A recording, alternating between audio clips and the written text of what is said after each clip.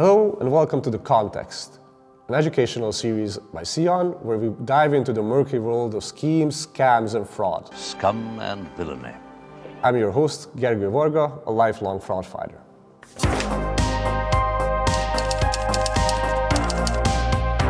By the end of 2022, online fraud will be at a record high by every metric. While phenomena like this has always been a part of our online lives, it's as if the last 2 years have led to an explosion in fraud and problematic behavior online.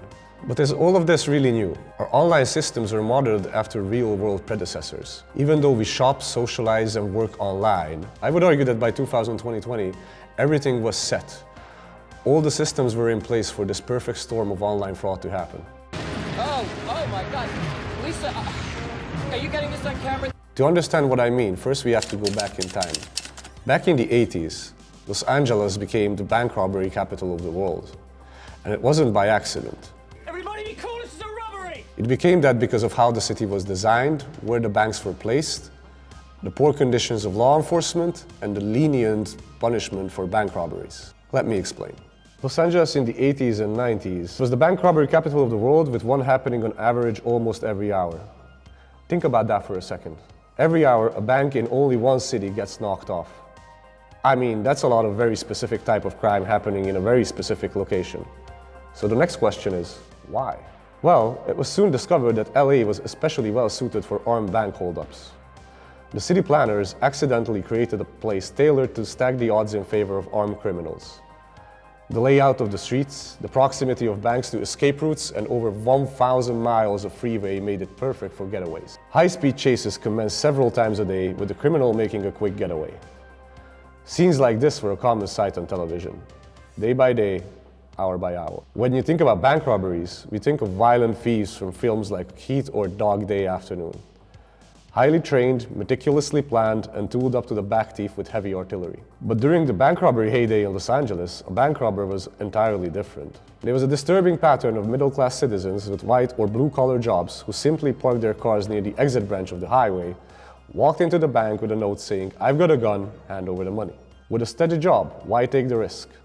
Well, when televised news broadcasts are showing robbers in your town getting away with their crime and profiting off of it, surely you start to think, if it's that easy, why not me?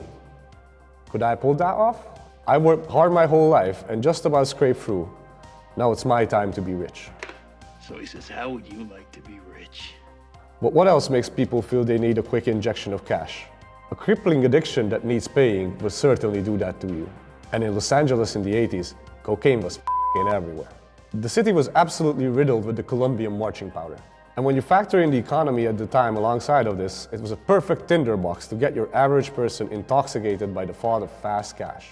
Of course, not every criminal on the internet has a coke habit, but coke is a lifestyle drug and consuming it demonstrates a level of affluence. In our day and age, one primary means of demonstrating affluence is by social media, through flexing, and ultimately people chasing clout. I'd argue that validation, aspiration, and fear of missing out creates a strong psychological mixture, potentially more potent than a dependent blow habit. Life is short and people see others flaunting their riches online and they become jealous.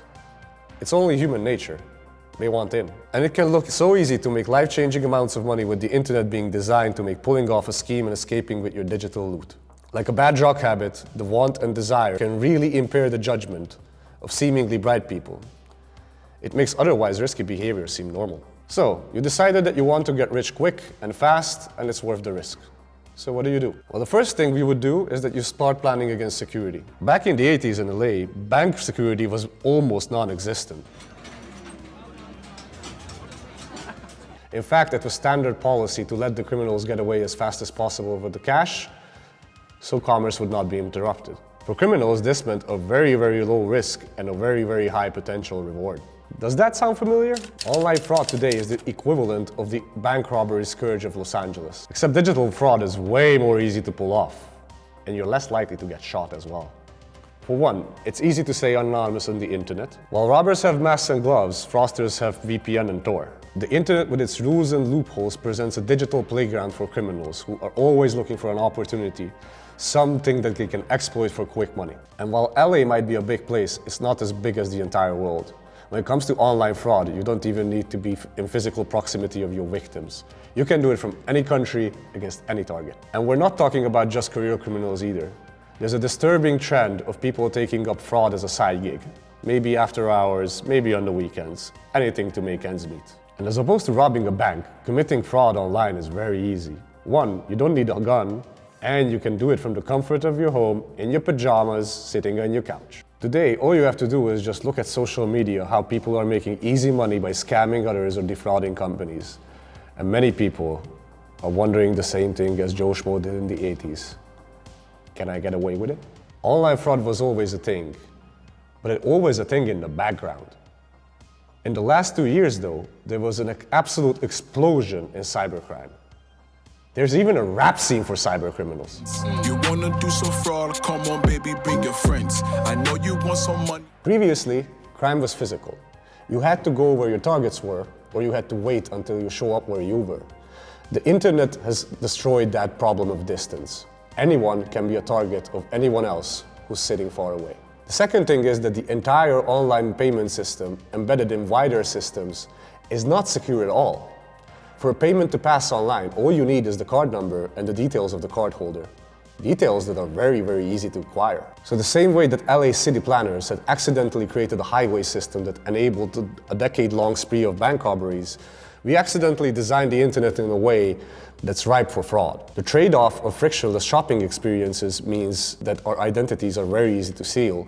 And due to the anonymous and decentralized nature of the internet, there's much reward and little risk in doing so. The bank robbery capital of the world calmed down eventually. Banks invested in security, policing improved, laws got more strict. But it was a long battle, and when it comes to online fraud, we're only at the beginning of it. The pandemic lockdowns greatly accelerated the digitalization of the economy, and with that, they digitalized fraud as well. Thank you for watching The Context. I was your host, Gergő Varga, and I hope to see you soon.